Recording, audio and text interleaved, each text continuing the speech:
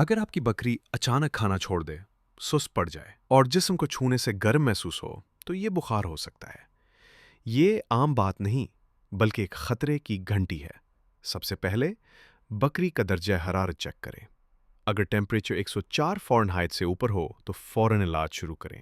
फ्लोनेक्सिन मैग्लोमाइन 1 millilitre फी 25 kilogram वजन के हिसाब से पट्ठे में लगाएं। ऑक्सीटेट्रासाइक्लिन 1 मिलीलीटर फी 10 किलोग्राम वजन के मुताबिक रोज़ाना एक बार 3 दिन तक दें। साथ ही बकरी को आराम दें, साफ पानी पिलाएं और सायादार जगह पर रखें।